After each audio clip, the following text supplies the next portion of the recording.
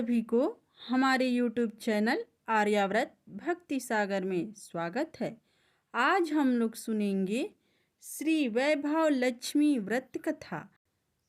संसार में अनेक पदार्थ बिखरे पड़े हैं, किंतु बिना धन के तो आप कुछ भी नहीं पा सकते। आपकी हर इच्छा अधूरी ही रहेगी, हर भावना तड़पती रहेगी। ऐसे में आपको सर्वप्रथम धन को प्राप्त करना है। धन प्राप्ति का अर्थ है माता लक्ष्मी को पाना। एक बड़े से शहर में राधा और गोपाल पति पत्नी रहते थे। उनका छोटा सा घर था, यानी घर के नाम पर एक कमरा था। उसी में रसोई, उसी में सोना, उसी में खाना, उसी में पीना, यही था उनका घर। गोपाल किसी मिल में नौकरी करता था। राधा घर का सारा काम काज करती थी। उसने अपने छोटे से घर को भी इतना साफ सुथरा और सजा कर रखा था कि मोहल्ले की औरतें भी अक्सर कहती थी, घर की सफाई रखना तो हमारी राधा बहन से सीखे। यह बात तो राधा भी जानती थी कि इस शहर में अच्छे लोग कम और बुरे अधिक हैं। उसी के अड़ोस पड़ोस में कुछ औरतें ऐसी थीं जो दिन भर एक दूसरे की चुगलियां करती थी। दूसरों के घरों में ताक झांक कर उनकी बुराइयां ढूंढना तो उनका सबसे पहला काम था। अपने घर की भले ही उनको कोई खबर न हो, मगर पूरे मोहल्ले की खबर तो उनके पास यूं ही रहती थी, जैसे मोहल्ले की डायरी लिखने का काम प्रभु ने उन्हें ही सौंप रखा हो। राधा को उनकी यह बातें पसंद नहीं थी। पहले तो उसे घर के काम काज से ही समय नहीं मिल पाता था। दूसरा, पति की सेवा करना उसका धर्म था। पति की लंबी आयु और उन्नति के लिए ईश्वर की उपासना करती। हर मंगलवार को महावीर जी का व्रत अपने पति के चिर आयु के लिए रखती। मोहल्ले की चुगलखोर औरतों को राधा की अच्छी आदतें कैसे पसंद आ सकती थी। वे तो यह कहने लगी थी कि राधा में बड़ी अकड़ है, जो किसी से बात करना पसंद नहीं करती। शायद इसीलिए न कि वह बड़ी सुंदर है, उसे अपनी सुंदरता पर बड़ा गर्व है। उसे यह नहीं पता कि जिस मोहल्ले में रहते हैं वहाँ सबसे मित्रता करते हैं, उनके साथ मिलकर बैठते हैं। यदि वह ही किसी के पास दुख सुख बांटने नहीं जाएगी तो कल को इसके पास कौन आएगा। इन सब की बड़ी बहन राम भजनी थी, जो पूरे मोहल्ले को अपनी अंगुलियों पर नचाती थी। बहन राम भजनी ने अपनी ही एक कीर्तन मंडली बना रखी थी, जो घर घर में जाकर कीर्तन करती थी। राधा को ऐसी औरतें बिल्कुल पसंद नहीं थी जो कीर्तन करते समय भी एक दूसरे की चुगलियां करती हो। यही कारण था कि राधा ने कई बार उनको टोकते हुए कह दिया था कि देखो बहन राम भजनी, वैसे तो आपका नाम है राम भजनी, मगर मैं आपसे हाथ जोड़कर प्रार्थना करती हूँ कि पूजा एवं कीर्तन करते समय किसी की चुगली मत किया करो। किसी की बुराई करने से तो अच्छा है आप उस समय प्रभु का नाम लें। इससे आपका जीवन भी सफल होगा और बुराइयों से बच जाओगी।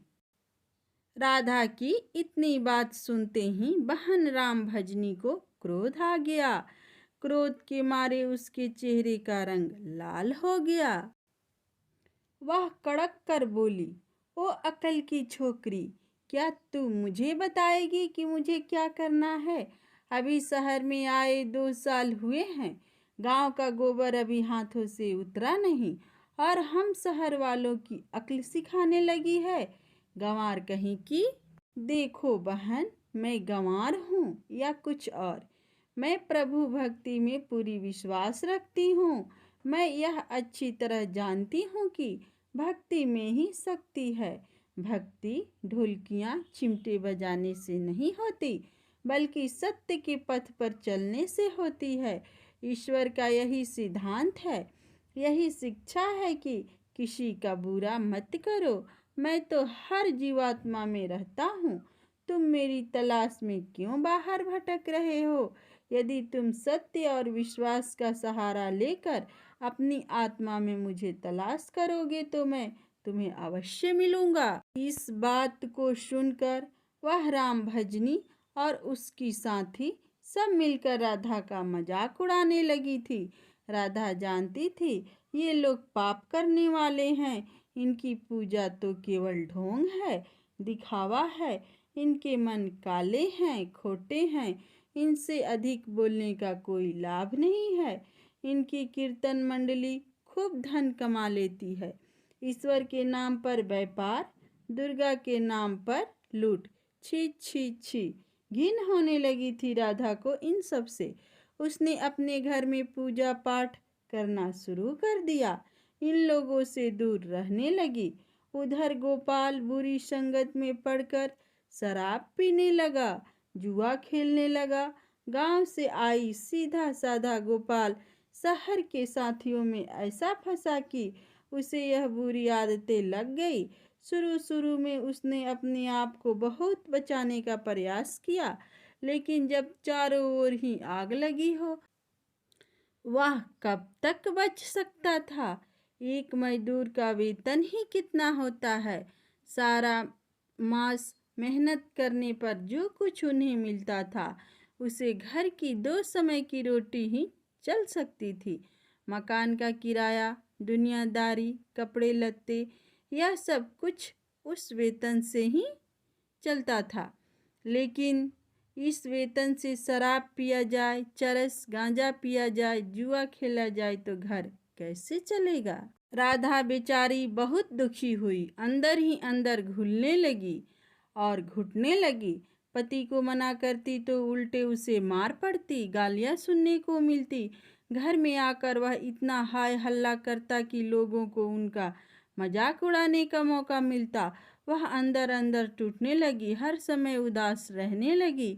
अपने मन की आग को शांत करने के लिए आंसू बहाती रहती। इस परदेश में उसका कौन था जो उसे सहारा देता? वह तो अकेली पड़ गई थी। आज जाकर उसे प्रभु का ही आसरा था। माँ दुर्गा ही उसे सहारा देगी। माँ लक्ष्मी तो इस घर से रूठ ही चुकी थी। गोपाल ने घर के बर्तन तक बेच डाले थे। इतने बड़े संकट में भी उसने प्रभु पर विश्वास नहीं छोड़ा, माँ दुर्गा की उपासना नहीं छोड़ी।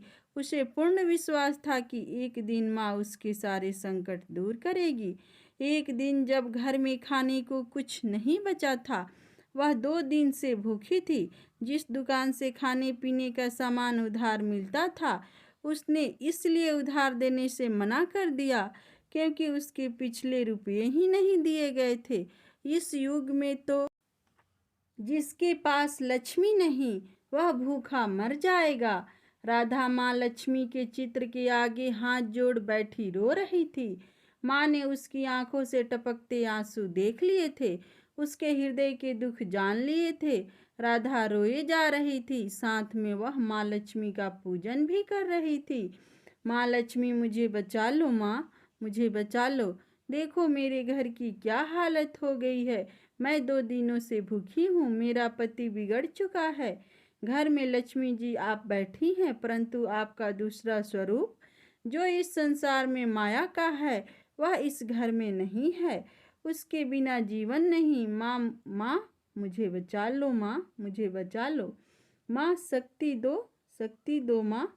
माँ लक्ष्मी कृपा करो, इस घर को बचा लो माँ। अब ही आप मेरी अंतिम आसरा हो। तुमने मुझे न बचाया तो मैं तुम्हारे चरणों में ही जान दे दूंगी।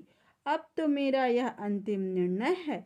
यह कहती हुई राधा माँ लक्ष्मी के चित्र के आगे गिर गई। उसी समय घंटियां बजने लगी, शंख की आवाज आने लगी। राधा के उदास चेहरे पर अपने आप ही खुशी की लहर दौड़ गई। तभी उसके कानों में आवाज आई, बेटी राधा, तुम्हारी आराधना सफल हो गई।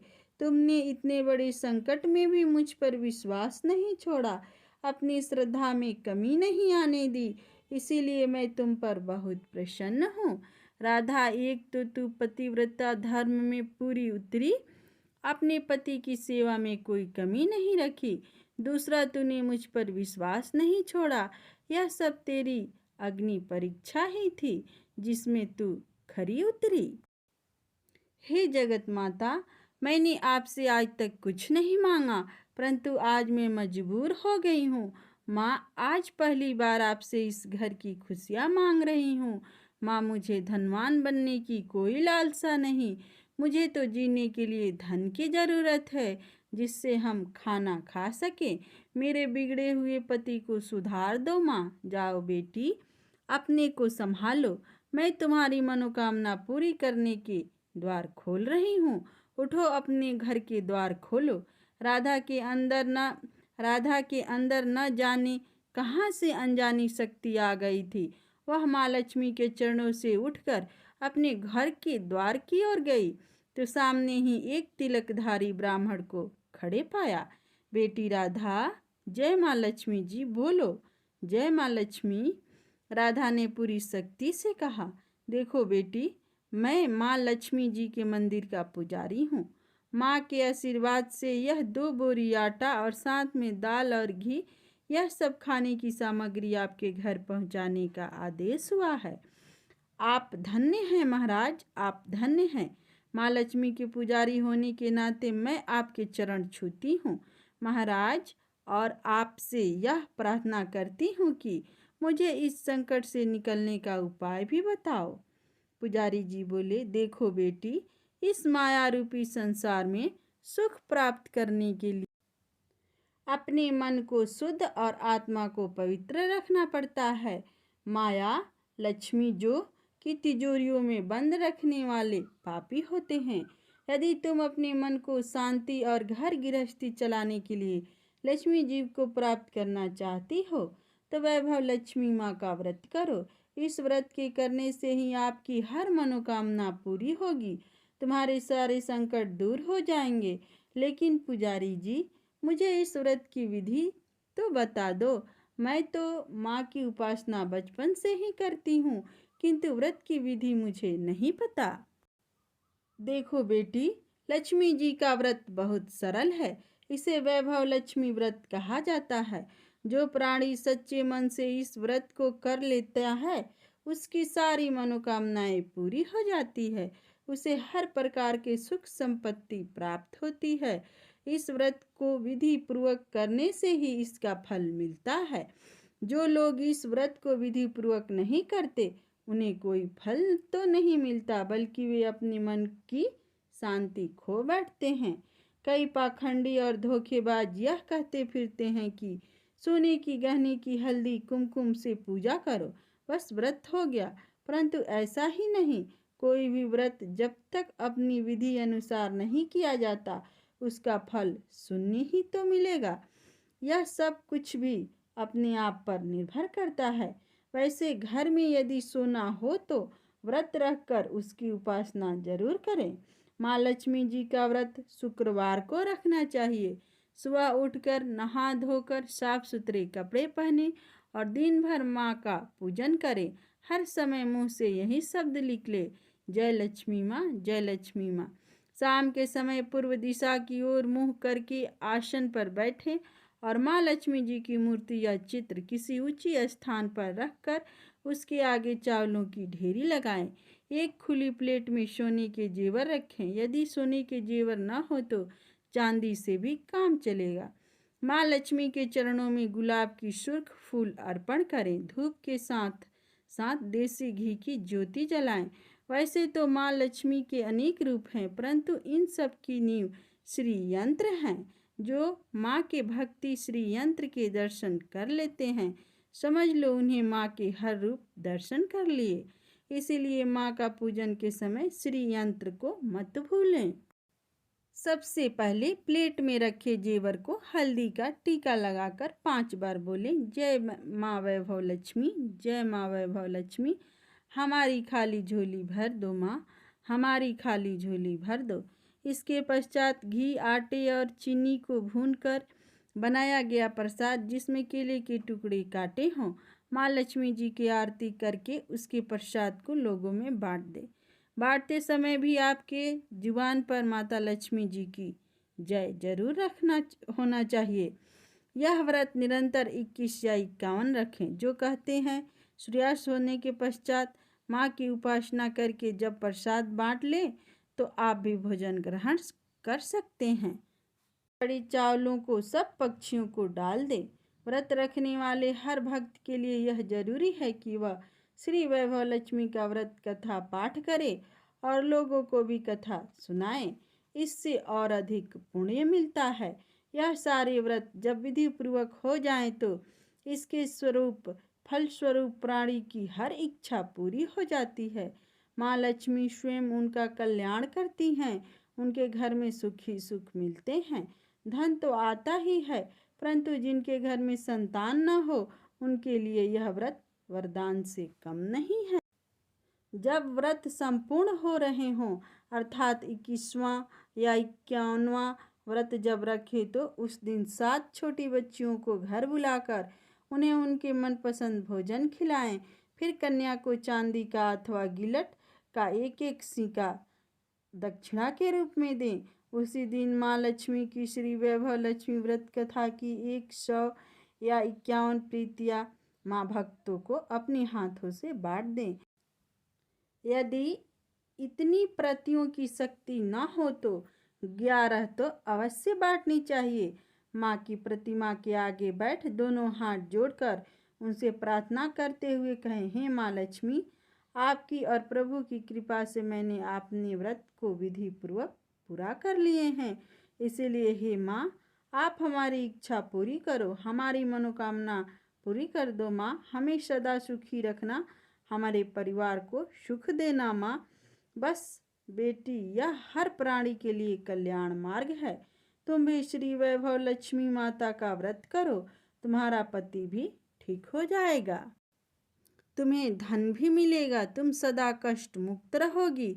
यह कहते हुए पुजारी जी तो चले गए। राधा ने आटे की बोरियां पड़ोसन की सहायता से अंदर रखवा दी। दालों को भी अंदर रखा। माँ लक्ष्मी की उपासना तो कर ही रही थी, परंतु विधि अनुसार नहीं कर पाती थी।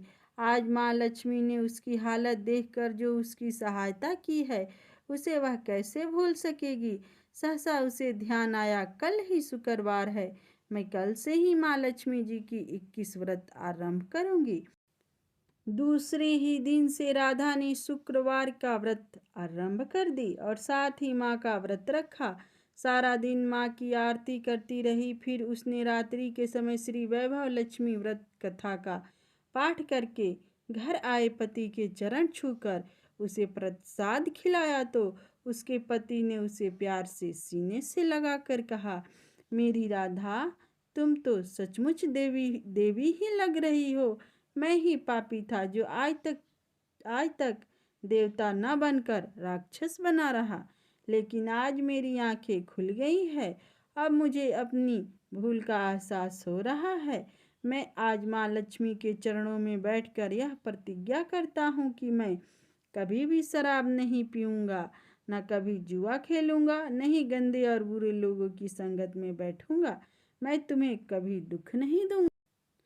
मेरे देवता, मेरे प्राणनाथ, माँ लक्ष्मी की कृपा से आप सुधर गए तो मुझे संसार के खजाने मिल गए। आज मैं कितनी खुश हूँ। माँ ने मेरी उजड़ा घर बसा दिया, मेरा सुहाग मुझे मिल गया। अब मैं 21 व्रत पूर्ण करके श्री वैभव लक्ष्मी व्रत कथा की 51 प्रीतियाँ लक्ष्मी भक्तों में बांटूंगी ताकि उनका भी मेरे ही भांति कल्याण हो जाए। गोपाल ने अपनी पत्नी का हाथ पकड़कर उसे चूमते हुए कहा, देखो राधा, जिस माँ लक्ष्मी ने मुझे पाप के संसार से निकाल दिया है, मैं भी उनका 21 व्रत रखूंगा, सदा घर में उनकी पूजा करता रहूंगा। राधा ने अपनी पति के चरणों में अपना सिर रखते हुए कहा, मेरे देवता, आज मैं बहुत प्रसन्न हूँ, बहुत ही प्रसन्न। माँ लक्ष्मी की कृपा से मुझे आज नया जीवन मिला। इसी प्रकार माता लक्ष्मी का एक और कथा है। देखा जाए तो यह पूरा संसार लक्ष्मी के चारों ओर नृत्य कर रहा है। हर छोटा बड़ा लक्ष्मी को पाकर धनवान बनने के चक्कर में है।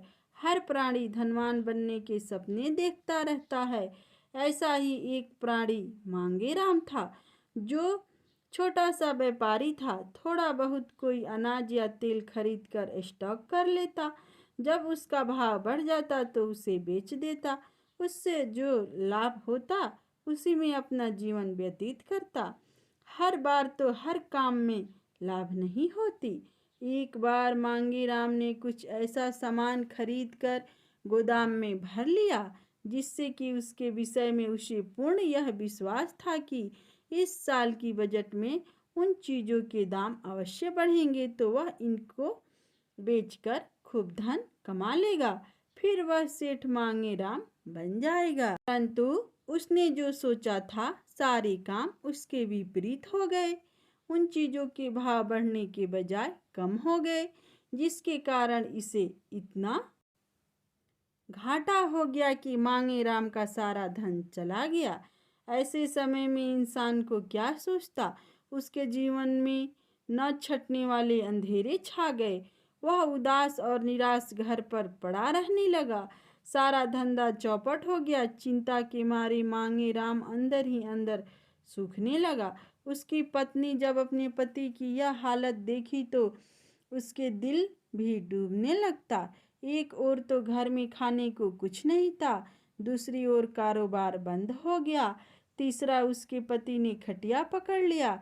ऐसे में वह क्या करे, कहाँ जाए। इन्हीं चिंताओं में डूबी राम देवी रात रात भर सो न सकती। नींद नहीं आती ही कहाँ थी, नींद मानो रूठ ही गई थी। वह रोज सुबह उठकर विष्णु भगवान जी के मंदिर जाती।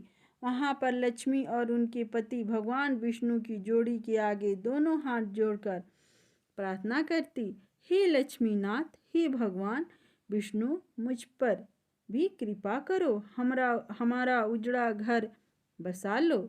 आप ही बचा सकते हो। मेरे पति ने खाना पीना ही छोड़ दिया है। इस हालत में वे क्या जीवित रहेंगे। प्रभु आप ही हो। लक्ष्मी जी से कहो कि हम दुखियों पर थोड़ी कृपा कर दें, नहीं तो हम दोनों पति पत्नी मर जाएंगे। आपका भक्त दुखी होकर मरे तो क्या आप सहन कर लेंगे प्रभु? आप ही बताओ। यदि आपको दुख होगा तो लक्ष्मी जी उसे सहन कर लेंगी। प्रभु, यदि मेरे पति की मृत्यु हो गई तो मैं भी उसी समय अपनी जान दे दूंगी।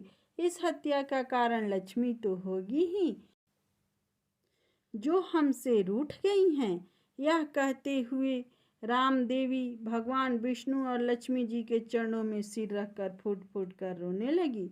उसी समय माँ लक्ष्मी की आवाज आई, राम देवी जाओ, अपने घर जाकर मेरा 11 व्रत रखो, परंतु ध्यान रखना कि यह व्रत संपूर्ण विधि पूर्वक रखे जाए, फिर तुम्हारी मनोकामना पूरी हो जाएगी। राम देवी माँ लक्ष्मी जी की जय जयकार करती हुई मंदिर से बाहर निकली। उसने अपनी पति को जाकर सारी कहानी सुनाई। अपनी पत्नी की बातों पर पूर्ण विश्वास करके उसने अपना नया जीवन आरंभ करने की योजना बना ली। अब तो उसे माँ लक्ष्मी का आशीर्वाद मिल गया था। उसने जैसे तैसे कुछ मित्रों से मिलकर उनकी सहायता से नया माल सस्ते रेटों पर खरीद लिया। उधर उसकी पत्नी राम देवी हर शुक्रवार को माँ लक्ष्मी जी का व्रत रखकर शाम को उनकी कथा करके प्रसाद बांटती। 11वें व्रत पर उसने 11 कंवारी कन्याओं को खाना खिलाकर सच्चे मन से अपने पति के साथ मिलकर माँ लक्ष्मी की उपासना की। साथ ही 51 पुस्तकें श्री वैभव लक्ष्मी व्रत की माँ लक्ष्मी के भक्तों में बांटी। दूसरे ही दिन जैसे ही मांगेराम अपनी दुकान पर गया तो उसका सारा माल दुगुना रेटों पर बिक गया, जिससे मांगेराम को बहुत लाभ हुआ। उसी लाभ से उसने कई प्रकार की चीज़ें खरीदकर अंदर भी भर ली। देखते ही देखते उसे हर काम में लाभ होने लगा। उसके सारे पुराने घाटे नाफे में बदल गए। कुछ ही दिनों में कंगाल मांगेराम सेठ मांगेराम बन गया। उसने अपने घर में ही माँ लक्ष्मी जी का मंदिर बना लिया। सुबह शाम दोनों पति पत्नी उसी मंदिर में बैठकर माँ लक्ष्मी और भगवान विष्णु की उपासना करने लगे।